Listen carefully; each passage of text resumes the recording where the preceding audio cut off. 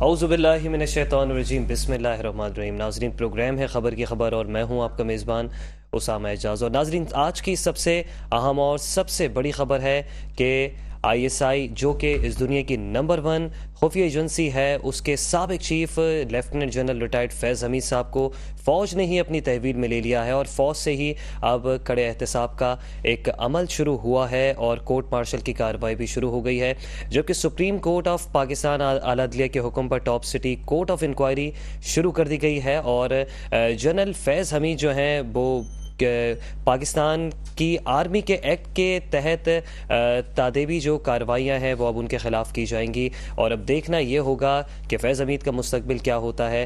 کیا واقعی فوج سنجیدہ ہے اس معاملے پر کہ فوج اپنے ہی ادارے سے اور اپنے ہی یونٹ سے اور اپنے ہی اعلیٰ سابق اور موجودہ افسران سے اس احتساب کا عمل شروع کرے گی؟ اس وقت ہمارے ساتھ اسٹوڈیو میں تشریف رکھتے ہیں آپ تجزیہ کار ہیں ندیم صابر صاحب۔ سر، آپ کو خوش آمدید کریں گے شو میں۔ اور اس وقت ہمیں ٹیلی فون لائن پر جوائن کیا ہے ادیب صفی صاحب نے، جو کہ دفاعی تجزیہ کار ہیں۔ ادیب صفی صاحب، آپ سے سوال لینا چاہوں گا۔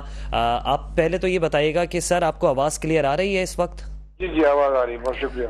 ادیب صفی صاحب، فیض حمید کو فوج نے اپنی تحویل میں لیا ہے، تحویل میں لیے جانے سے عوامی اور سیاسی حلقوں میں کیا کوئی مثبت پیغام جائے گا؟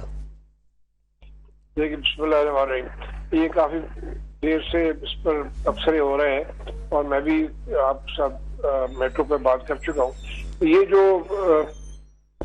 فوج کا اپنا اکاؤنٹیبلٹی پروسیس ہے وہ انٹیکٹ ہے، اور وہ ہمیشہ اس کے ذریعے لوگوں کو آپ اپنے منطقی انجام تک پہنچایا جاتا ہے اگر کوئی ان کے خلاف کارروائی، کوئی ثبوت ملتا ہے۔ تو اس کورٹ مارشل سے پہلے ہم جو مجھے اطلاعات ہیں اس کے لیے ان کی انکوائری کی گئی تھی۔ انکوائری کرنے میں جو جو چیزیں سامنے آئیں، شواہد جمع کیے گئے، اس کے بعد اب اس کا دوسرا اسٹیپ یہ ہوتا ہے کہ پھر اس کو کورٹ مارشل کے ذریعے اس کو اپنے منطقی انجام تک لے آتے ہیں۔ تو اب جو چارجز لگیں گے یا جو شواہد سامنے آئے ہیں ان کا تفصیل اب یہ آپ کے پاس بھی نہیں ہے، میرے پاس بھی نہیں، بٹ جو اتنا ضرور پتا ہے کہ آپ کو شواہد ان کو ملے ہیں جس کی بنا پر یہ کارروائی کی جا رہی ہے۔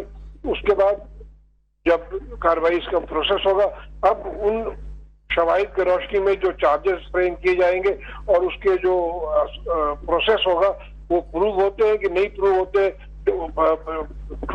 اس کو ڈیفینس کا پورا موقع ملے گا، پروسیکیوٹر کو اپنا کام جیسے کہ کورٹ میں ہوتا ہے، اور اس کے بعد جو بھی فیصلہ کورٹ کرے گی وہ ہم لوگ دیکھیں گے اس کا۔ اچھا ادیب صفی صاحب، آپ کا خود بھی سابقہ تعلق جو ہے وہ پاکستان فوج سے ہے، سر کیا سمجھتے ہیں، کیا واقعی فوج نے اپنے ہی ادارے میں کڑے احتساب کے لیے کمر کس لی ہے یا فوج کمر بستہ ہو چکی ہے اس وقت؟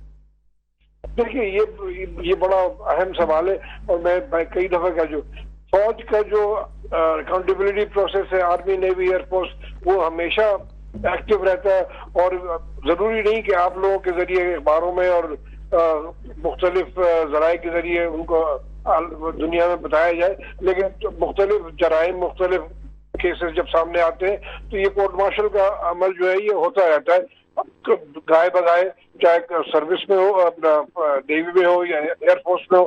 تو جب چیزیں سامنے آتی ہیں تو یہ کہہ دینا کہ جی یہ اپنے فوج کے خلاف کارروائی کریں گے، یہ نہیں کریں، یہ ہمیشہ ہوتا رہا ہے اور ہمیشہ ہوتا رہے گا، بیکاز یہ بہت ضروری چیز ہے جو کہ اکاؤنٹیبلٹی اپنے فوج والے جو اپنے ادارے جو ہے اس کو ڈسپلن کو قائم رکھیں۔ اچھا ادیب صفی صاحب، آپ تو ان سب چیزوں کو بہت اچھے سے سمجھتے ہیں، آپ یہ بتائیے گا کیا آرمی ایکٹ کے خلاف ورزی جو فیض حمید صاحب نے کی ہے، جس کی بار بار نشاندہی، ثبوت اور شواہد بھی سامنے آئے ہیں، اس پر وہ کم از کم کتنی سزا اور کس سزا کے جو ہے وہ مرتکب یا مستحق ہو سکتے ہیں؟ دیکھیے، یہ قیاس آرائیوں کا جو ٹائم نہیں ہے، جیسے میں نے پہلے عرض کیا کہ جو انکوائری کی گئی، انکوائری میں شواہد اکٹھے کیے گئے اور ان شواہد کی روشنی میں اب چارجز فریم کیے جائیں گے۔ پھر ان چارجز کو 21 آرمی ایکٹ کے تحت پروسیس کیا جاتا ہے، جیسے آپ سول کورٹ میں دفعہ 302 ہے، دفعہ 420 ہے فلان، اس کے حساب سے پنشمنٹ دیکھی جاتی ہے کہ اگر وہ چارج ثابت ہو جاتا ہے تو پھر پنشمنٹ ملے گی، اگر نہیں ہوتا تو بری ہو جائیں گے۔ تو وہ اللہ کرے گا ابھی تک چارجز فریم ہو کے سامنے آپ کے میرے نہیں آئے کہ آرمی ایکٹ کو ایک پورا کتاب ہے، اس میں کون کون سے آرٹیکل کے تحت آپ प्रोसेस करेंगे, उसके बाद पता चलेगा कि उसकी हर आर्टिकल की क्या सजा दी जा सकती है मैक्सिमम। अच्छा अदीब साहब, लाहौर हाई कोर्ट ने सज़ा मरहूम जनरल परवेज़ मुशर्रफ साहब को भी दी थी, लेकिन उनके ऊपर तो शायद हाथ डालना या उन्हें यहाँ पे लाना जो है वो शायद एक बहुत बड़ा सवालिया निशान बन गया था।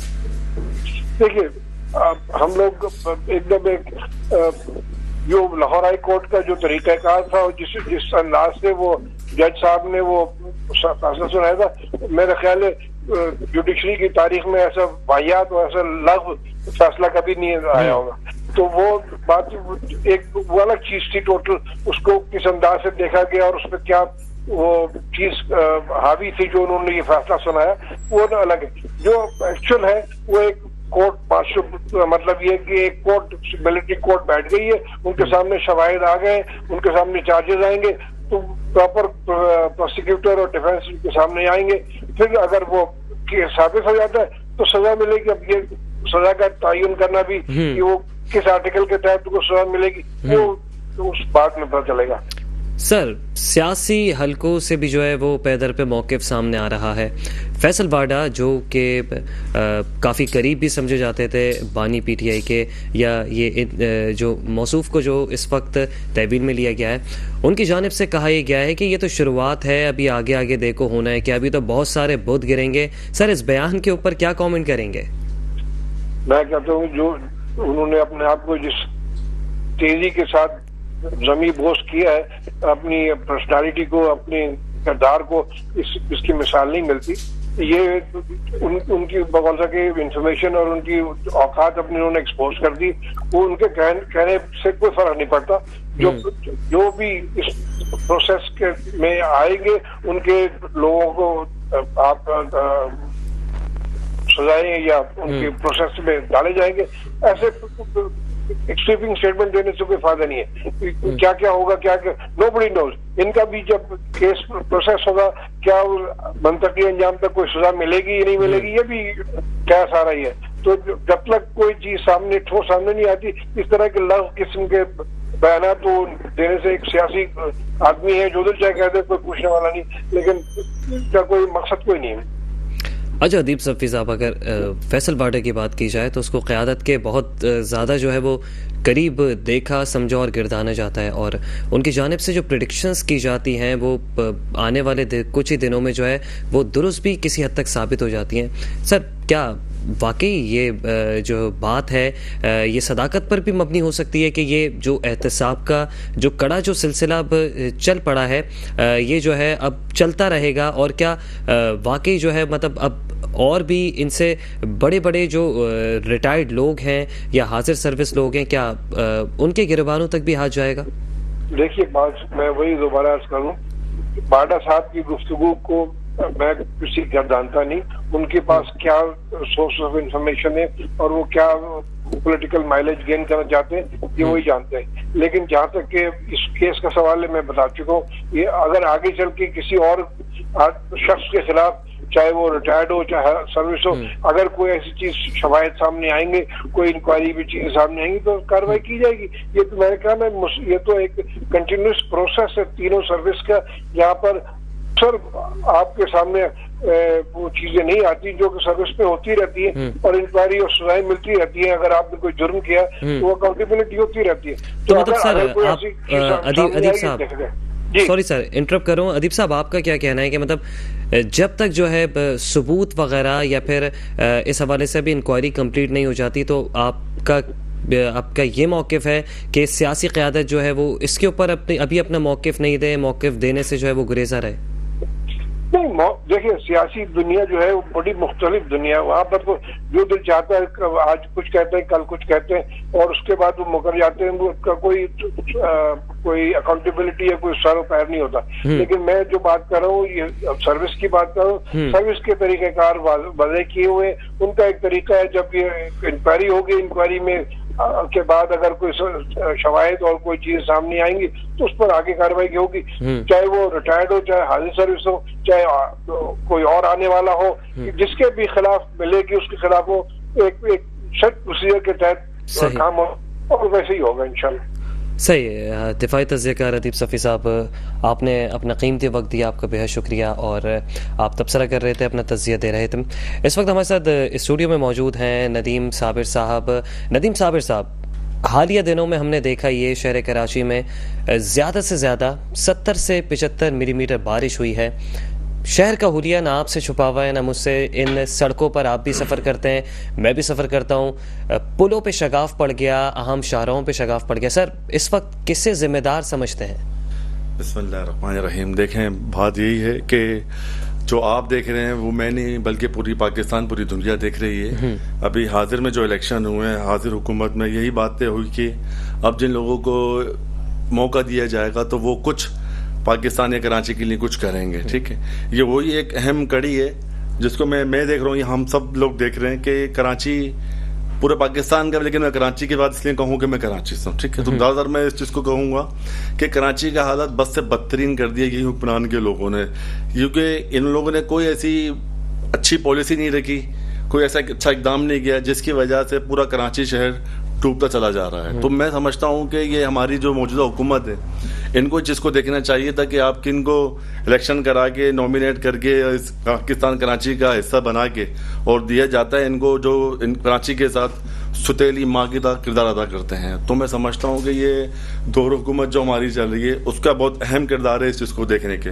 لیکن میں سمجھتا ہوں کہ ابھی جو حالات چل رہے ہیں, میں نے بہت سی چیزیں ابھی میڈیا, سوشل میڈیا وغیرہ میں دیکھتا رہتا ہوں.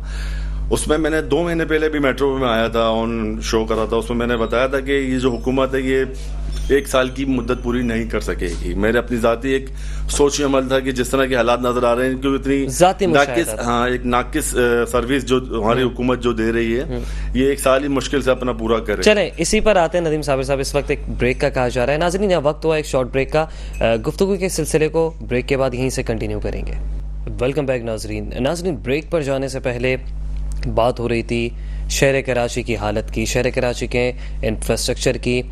جس طریقے سے ان 14-15 سالوں میں شہر کراچی کے انفراسٹرکچر کے ساتھ ناانصافی کی گئی ہے, جس طریقے کے مال مٹیریل کا استعمال کیا گیا ہے, وہ سب کلئی جو ہے وہ کھل کر آ گئی ہے کارکردگی کی. ہمارے معزز مہمان ندیم صابر صاحب سے اس پر ہماری گفتگو جاری تھی.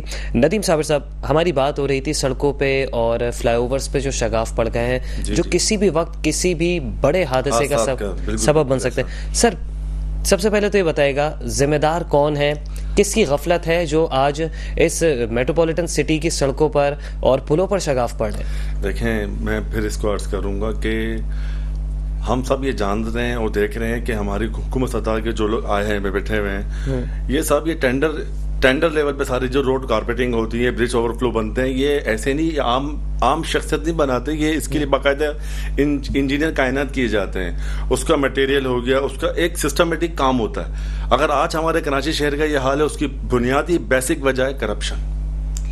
میں سمجھتا ہوں یہ کرپشن ایک ایسا ہماری کراچی پاکستان کے لیے بخدمہ داغ ہے جس کی وجہ سے کہ ہمارا کراچی پاکستان کسی بھی ترقی کی گامزن کی طرف نہیں جا پا رہا. وجہ یہی ہے, ہر انسان کو جو اس کا ایک اس کے حساب سے اس کو ایک پیکیج دیا جاتا ہے کہ آپ کو اس پیکیج میں آپ نے روڈ کارپیٹنگ کرنی ہے یا آپ نے اوور فلو بنانا ہے یا بریجز بنانا ہے, اس کے اندر کرپشن ہوتا ہے. اس میں جو مٹیریل استعمال کیا جاتا ہے اس میں بالکل ایک 3rd ڈگری کا مٹیریل استعمال کیا جاتا ہے, جس کی ناقادری کی وجہ سے یہ شکاف یا اور جو روڈز کے ایشوز چل رہے ہیں, بنیادی وجہ یہی ہے کہ مال مٹیریل اس طرح کا نہیں دیا جاتا یا اس طرح کا استعمال نہیں کیا جاتا, جس کی وجہ سے ہماری عوام اس مشکل سے دوچار ہے.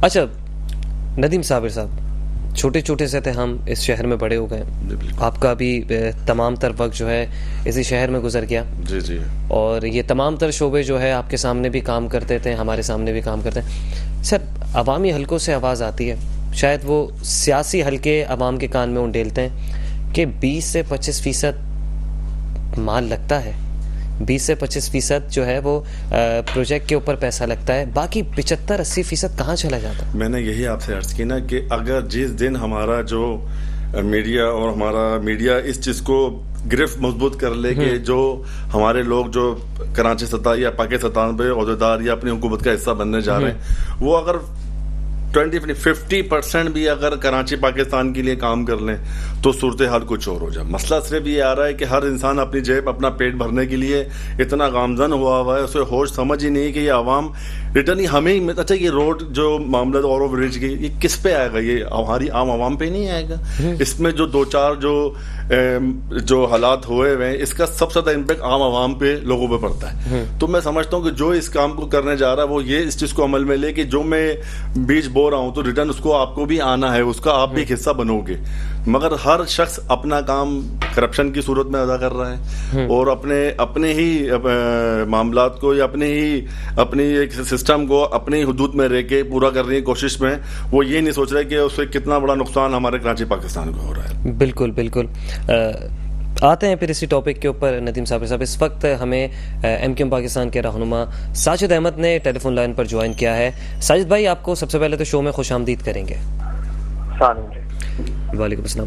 ساجد بھائی, ناتا خان برج, سوراخ بورڈ برج, اس کے علاوہ عیسیٰ نگری کا مرکزی روڈ, نوتاز آباد 2K اسٹاپ کا مرکزی روڈ, سر جائیں وزٹ کریں, شگاف پڑ گئے ہیں. کسی بھی وقت کوئی بھی بڑا حادثہ رونما ہو سکتا ہے. اللہ نہ کرے کہ کبھی کوئی بڑا حادثہ اس شہر میں ہو, اور یہ شہر تو شاید سانحات دیکھتے دیکھتے گزرا ہے, اور ہماری بھی عمر جو ہے وہ اس شہر میں ایسے ہی گزری ہے کہ ایک کے بعد ایک سانحہ, ایک کے بعد ایک سانحہ.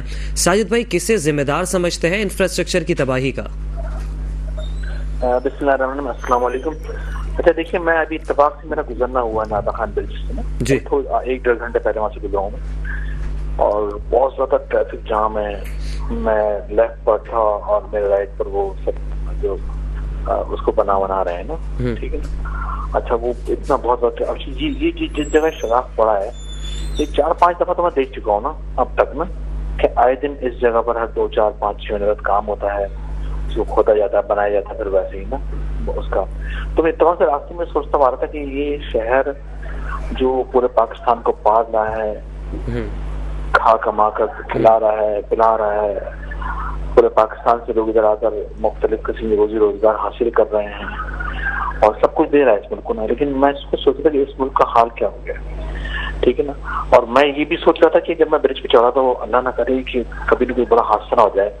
پتہ نہیں انٹرنیٹ آج بننے میں اس کو سال ہو چکے ہیں, سالوں سے بنے 50-60 سال ہو چکے ہیں بننے میں اس کو بھی, اور پتہ نہیں اس کی پوزیشن انٹرنل کیا ہے. کوئی چیک اینڈ بیلنس ہوتا ہے, کوئی ڈپارٹمنٹ ایسا ہے جو ان بریجز کو چیک کرے کہ کل کبھی کسی کے سر پہ گر جائیں آ کر, یا کبھی زمین بوجھ ہو جائے اچانک اور گاڑیاں اس پر لوگ اس پر روا دما ہوں. تو یہ بہت الارمنگ سچویشن ہے, ٹھیک ہے نا. اب جب کچھ چھوٹا سا پرابلم آتی تو صحیح کر کے پھر آگے بڑھ جاتے ہیں, اس کے بعد کوئی خیال نہیں کرتا, ٹھیک ہے نا. بعد آگے جیسے مثال کے طور پر ابھی آپ اولڈ سٹی ایریا میں چلے جائیں, وہاں سے دیکھتے ہیں بلڈنگیں گر رہی ہیں جی, بلڈنگ گر جاتی ہیں, اس میں شگاف پڑ جاتا ہے, کوئی ایرر آ جاتا ہے, تو پھر تمام ڈپارٹمنٹ اس طرف بھاگتے ہیں کہ ٹھیک ہے پھر نوٹس. ساجد بھائی سوری ٹو سے, اس وقت شہری مینڈیٹ آپ لوگوں کے پاس ہے, سر کون ان مسائل کو حل کرے گا؟ دیکھیں شہری مینڈیٹ دیکھیں ایم این ایل بالکل ایم کیو پاکستان کے ہیں, لیکن جو ایم پی بھی سر آپ لوگوں ذمہ داری جی ہاں ارے لیکن مین اور بیسک جو ذمہ داری پاکستان پیپلز پارٹی کی ہے, انہیں کی سیکرٹری ناظم ہے, اور کراچی کے اندر اس وقت جو ٹاؤن ناظمین ہے وہ جماعت اسلامی ہے, ٹھیک ہے نا. تو بنیادی ذمہ داری اب ان 2 لوگوں کی ہے. مثال کے طور پر کل تک جماعت اسلامی کے لوگ کہتے تھے کہ اگر وسیم اختر کے بعد اختیارات نہیں ہیں تو استعفیٰ دے دیں. تو آج یہی سوال ہم ان کی طرف پلٹ کر جاتا ہے کہ جب آپ کے پاس اختیار 2.25 سال ہونے والے, 1.5 سال کو ہونے والے, سب کو آئے ہوئے اوپن کے chairman, U C chairman, town chairman کو آئے ہوئے جو ناظمین بنے ہوئے, 1.25 سال ہونے والا, 1.5 سال 2 سال تک تقریباً یہ ٹائم ان کا ٹائم پیریڈ ہو چکا ہے. لیکن ابھی تک کسی ایک یو سی میں کوئی ماڈل پارٹی بنا سکیں گے؟ ابھی تک صرف مظاہرے پہ کام چل رہا ہے کہ کے الیکٹو میں مظاہرہ کر دیا انہوں نے, اور کے الیکٹو پہ شروع سے مظاہرہ کرتے بعد, لیکن ابھی تک کوئی دیکھیں مظاہرے کا مطلب یہ ہوتا ہے پبلک کو باہر نکالنے کا مطلب یہ کہ اپنے مطالبات کو تسلیم کروانا ہے. بنگلہ دیش میں لوگ نکلے نوجوان تو انہوں نے حکومت دھرم تختہ کیا نا, اپنے مطالبات کو منوایا, سپریم کورٹ کے جج سے انہوں نے استعفیٰ لے لیا, اور جو موجود اس وقت کی جو حکومت تھی گورنمنٹ تھی اس کا تختہ الٹ دیا ان لوگوں نے، اور وہاں بہت بڑی تبدیلی آگے چلی. تو مظاہروں کا مطلب یہ ہوتا ہے روڈ پر آنے کا مطلب کسی جماعت کا، لیکن ساجد اب بھائی وہ مطالبات کروا کے اپنے گھر کو جائیں گے. ساجد بھائی آپ تمام تر باتیں کر رہے ہیں، لیکن ساجد بھائی دیکھنا تو یہ تھا نا کہ اس شہر میں جب مینڈیٹ آپ کا ہے، ایم پی آپ کے ہیں، ایم این اے آپ کے ہیں، تو بجلی کے مسائل بھی آپ کے ہیں، سوئی گیس کے مسائل بھی آپ کے ہیں. کوئی وفاق پہ ذمہ داری ڈالتا ہے، کوئی صوبے پہ ذمہ داری ڈالتا ہے. چلیں جماعت اسلامی نے اسٹانس تو لیا، جماعت اسلامی نکلی، تو ساجد بھائی نظریں ایم کیو ایم کی جانب تھی کیونکہ مینڈیٹ ایم کیو ایم کے پاس تھا، لیکن ایم کیو ایم نے سوائے میٹنگز کے علاوہ وزیر اعظم سے میٹنگ کی، اس کے علاوہ محسن داخلہ صاحب سے محسن نقوی صاحب جو وزیر داخلہ ہیں ان سے میٹنگ کی، وزیر اعظم سے ملے ذاتی حیثیت میں. لیکن ساجد بھائی مسئلے کا حل نہیں نکلا. دیکھیں ایک تو جو ایم پی ایم ایس کا بنیادی کام ہے وہ ہے قانون سازی کرنا. چلے سر کوئی قانون سازی کراچی کے مسائل پر ہی کر لیں. ساجد بھائی آپ تو ایم این اے بھی رہ چکے ہیں. اسی حوالے سے ایم کیو ایم کے بعد آپ نے خود حوالہ دے دیا نا کہ ایم کیو ایم کا جو وفد ہے وہ پرائم منسٹر سے، صدور سے اور قومی اسمبلی میں، سینٹ میں، صوبائی اسمبلی کے اندر اپنے اپنے مطالبات کے لیے آواز اٹھا رہا ہے. ٹھیک ہے نا. اچھا آج سے پہلے ایم کیو ایم کے بعد جو بلدیاتی گورنمنٹ تھی بہت کام کیا نا. مشرف کے زمانے میں جو بلدیاتی گورنمنٹ تھی اس شہر کی تاریخ میں، پاکستانی تاریخ میں جتنا کام اس زمانے میں ہوا ہے کبھی نہیں ہوا. پھر اس کے بعد دوبارہ 9 سال بعد انتخابات ہوتے ہیں کہ جو گورنمنٹ دوبارہ city government local government system آتا ہے. لیکن اس سسٹم کے تحت ہوا یہ کہ جو اختیارات تھے وہ اے سی ڈی سی کے پاس چلے گئے تمام اختیارات. ساجد بھائی ساجد بھائی وہی سسٹم چل رہا ہے، وہی سسٹم کے پہلے آپ کو اختیارات نہیں دیے اور آپ لوگ بھی اختیارات کی بات کرتے رہے. صحیح ہے اختیارات نہیں ملے، وہی جماعت اسلامی کو اختیارات نہیں ملے، تو سر اب تو تنقید بنتی نہیں ہے ایک دوسرے پہ. نہیں بنتی ہے تنقید. دیکھیں ہمارے پاس اختیار نہیں تھے، لیکن ہم نے آئین کا آرٹیکل 148 کا پوری پٹیشن ہم نے سپریم کورٹ کے اندر داخل کی، پٹیشن لگائی کہ بھئی آئین کے آرٹیکل 148 کے تحت تمام اختیارات لوکل گورنمنٹ سسٹم کو دیے جائیں. ٹھیک ہے نا. اچھا آخر میں جب وہ لاسٹ ٹائم میں جو جج جا رہے تھے وہ آخری فیصلہ دیکھے گا کہ بالکل آئین کے آرٹیکل 148 کے تحت تمام اختیارات لوکل گورنمنٹ کو دیے جائیں. وہ آج تک نہیں ملے. ٹھیک ہے نا. اچھا اس وقت سندھ میں پاکستان پیپلز پارٹی کی گورنمنٹ ہے، سٹی کے اندر ان کا میئر ہے، ٹاؤن کے اندر جو سسٹم ہے وہ جماعت اسلامی کے پاس ہے. دیکھیے روڈ پر آ کر مظاہرہ کرنا کو تیر چلانا، میں آپ کو بتاتا ہوں مظاہرے وہ ہوتے ہیں جو بنگلہ دیش میں ہوئے، سسٹم کو پلٹ کے رکھ دیا. آپ نکلے نا یار، پھر آپ جب نکلے ہیں تو آپ کو مر جانا چاہیے تھا ادھر، آپ کو ہٹنا نہیں چاہیے تھا. آپ بھوکے پیاسے مر جاتے، روزہ رکھتے تھے، فاقے کر لیتے. کہ اب ہم نہیں جائیں گے جب تک بجلی کی قیمتوں میں ہم اضافہ کم نہیں کرائیں گے. 2.40 ریٹ بڑھ گیا تو انہوں نے مظاہرہ ختم کر دیا. یہ کوئی مظاہرے ہیں یار. روڈ پر نکل کے کوئی بھی لیڈر بن جاتا ہے. آپ دیکھیں اس سے پہلے بھی لوگ روڈوں پہ نکلے، روڈ پر نکل کے مسائل کو حل کرنا ہے. چلے ساجد بھائی میں آپ ایک ایگزامپل دے رہا ہوں. مشرف دور کے اندر جب مشرف دور تھا اس وقت بلدیاتی گورنمنٹ ایم کیو ایم کے پاس تھی سر. وہی آخری دور تھا جب کام ہوا اس شہر میں. وہی اس وقت 4 سال جو ہم نے بائیکاٹ کیا تھا جماعت اسلامی کی حکومت تھی. آپ بتا رہے نعمت اللہ صاحب کے زمانے میں کیا کام ہوئے. اس کے بعد جب بلدیاتی گورنمنٹ مصطفیٰ کمال کو ملی تو انہوں نے کام کر کے دکھایا. پتہ نہیں چلا کہ روڈز بنے، بریجز بنے، انڈر پاسز بنے، ایجوکیشن کے سیکٹر میں کام ہوا، ہیلتھ کے سیکٹر میں کام ہوا، 400-500 نئے پارکس بنے کراچی کے اندر. یہ سب کچھ ہو سکتا ہے ابھی بھی، کوئی راکٹ سائنس نہیں ہے. سر اس ٹائم میئر 18 گھنٹے جاگ بھی رہا ہوتا تھا. اس وقت دیکھیں اس وقت یوسیوں کو جو فنڈ ملتا تھا نا وہ 5 لاکھ روپے ملتے تھے. 5 لاکھ روپے ملتے تھے. ٹھیک ہے اس وقت بھی. لیکن کام آج یوسیوں کو ایک یوسی چیئرمین کو 12 لاکھ روپے مل رہے ہیں. آپ پوچھتے ہو جا کہنا ہے پیسے، وہ کیا کام ہو رہا ہے شہر کے اندر. ابھی بارش ہوئی کو روڈ پر نہیں دکھا ہمیں. ایم کیو ایم کے MNAs MPAs روڈوں پر دیکھے آپ کو. ٹھیک ہے نا. انہوں نے مختلف واٹر بورڈ سے رابطہ کیا، اپنا اسٹیبلش ڈپارٹمنٹ سے رابطہ کیا، کہیں لائٹ گئی کے الیکٹرک ڈپارٹمنٹ سے رابطہ کیا. اب کے الیکٹرک کا مسئلہ یہ کہ الیکٹرک حکومت لگتا ہے کہ حکومت پاکستانی کنٹرول میں بھی نہیں ہے. بھائی وزیر اعظم کے سامنے ہم نے لے جا کر رکھا ہے، کوئی اس کو دیکھیں نا آپ.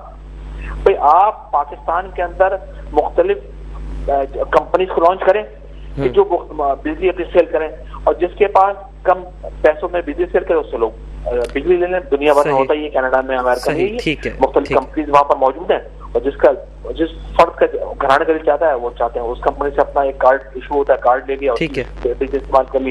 تو یہ ہم نے بھی کیا ہے کہ آپ لانچ کریں, سسٹم کو یہاں پر لائیں. لیکن پاکستان کے معاشی حالات ایسے ہیں کہ زمین بوجھ پورا کا پورا سسٹم ہو چکا ہے اس وقت, معیشت زمین بوجھ ہو چکی ہے, حالات آپ دیکھ رہے ہیں, غیر یقینی کی صورتحال پاکستان میں اندر موجود ہے اس وقت. اچھا, جو سیاسی اسٹیبلٹی وہ آنکھیں دے رہی ہے, ٹھیک ہے نا, فائنینشیل جو ہب کراچی کا ہے اس کا آپ خود برا حال ہے, روڈیں تباہ ہو چکی ہیں. یعنی پاکستان پیپلز پارٹی کی حکومت آج 16 سال چل رہا ہے نا ان کو, پاکستان کی گورنمنٹ بنے ہوئے, انہوں نے اس شہر کو دیہات اور گاؤں میں تبدیل کر دیا ہے. لاڑکانہ, بلی ٹھٹا جو حال ہے نا, وہی ملی, لانڈی, کورنگی, ناز آباد, گلباد, ان کا حال آج ہو چکا ہے. تو بھائی یہ سوال آپ ان سے کریں کہ آپ سی ایم ہیں, آپ کے پاس این ایس ٹی وارڈ کے مطلب فنڈ آپ کے پاس آ رہا ہے, آپ بدماش بنے ہوئے, آپ نے تمام اختیارات اپنی مٹھی میں رکھ لیے ہیں, ٹھیک ہے نا. بلدیاتی گورنمنٹ کا جو سٹی کا ناظم ہے وہ آپ کا ہے, مرتضی صاحب, آپ کام نہیں کر کے دے رہے. ٹاؤن ناظرین جماعت اسلامی سے بولے نا, پوچھے نا یار کہ ٹاؤن ناظرین آپ کے ہیں, ان کے پاس اختیارات ہے, اوڈیٹی کی مد میں فنڈ آ رہا ہے وہاں پر, چیئرمین کو مہینہ 12 لاکھ روپے مل رہے ہیں. ٹھیک ہے سعید بھائی, آپ کے پوائنٹس آ گئے ہیں. یہاں وقت جو ہے وہ اذان بریک کا ہو چکا ہے. آپ نے بہت شکریہ اپنا قیمتی وقت نکالا. ناظرین یہاں ایک بریک ہے, بریک کے بعد پھر حاضر ہوتے ہیں. Welcome back after short break. ناظرین, بریک میں جانے سے پہلے شہر کراچی کے تباہال انفراسٹرکچر کی بات ہو رہی تھی. شہر کی گرین بیلٹس ہوں یا شہر کی اہم شاہراہیں ہوں, کہیں تو قبضہ مافیا کا راج برقرار ہے. گرین بیلٹس تک جو ہے وہ بیچ دی گئی ہیں, تو کہیں سڑکیں ٹوٹی پوٹی ہیں اور اس کے باوجود بھی جو ہے وہاں پہ پتھارا مافیا اپنے پنجے گاڑ کے بیٹھی ہوئی ہے.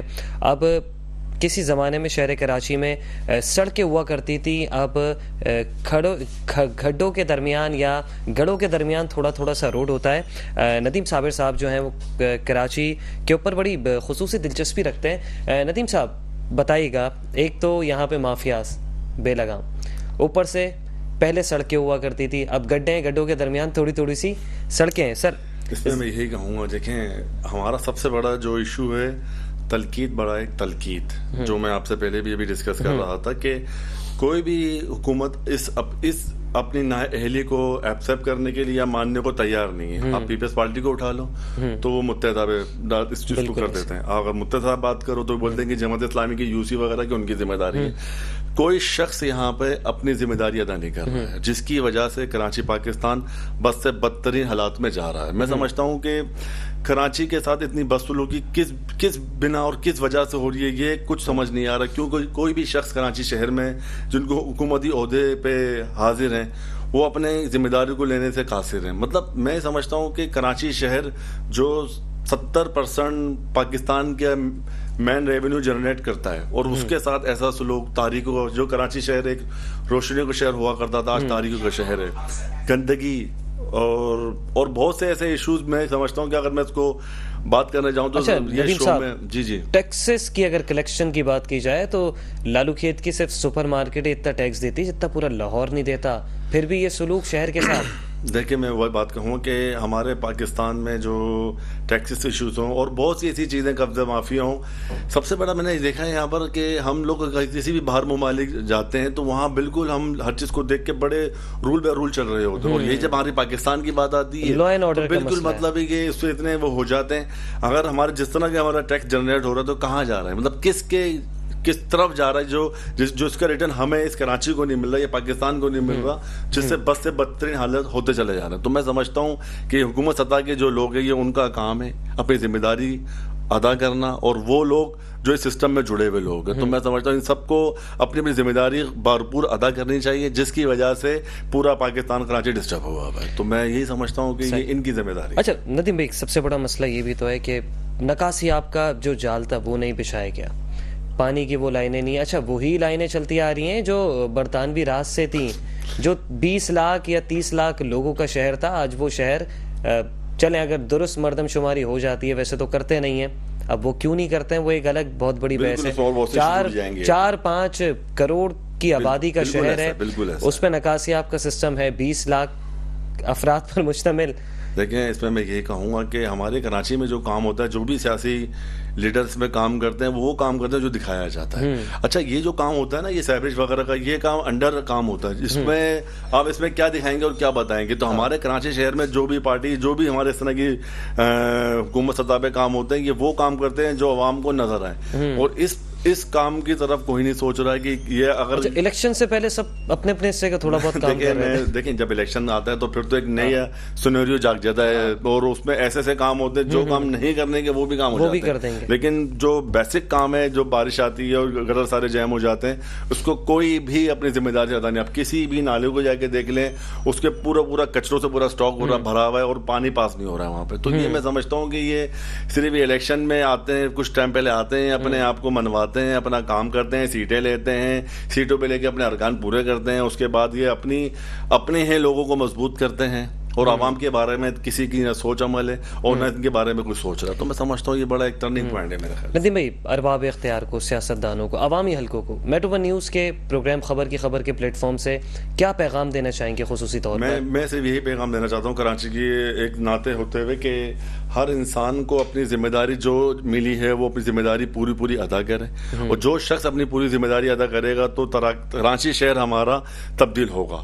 ابھی میرے پاس بہت سی ایسی خبریں ہیں ابھی میرے پہ کہ کراچی کے لیے کچھ سپر پلاننگ کی جا رہی ہے لیکن انسان صرف سوچ سکتا ہے اور کوشش کر سکتا ہے.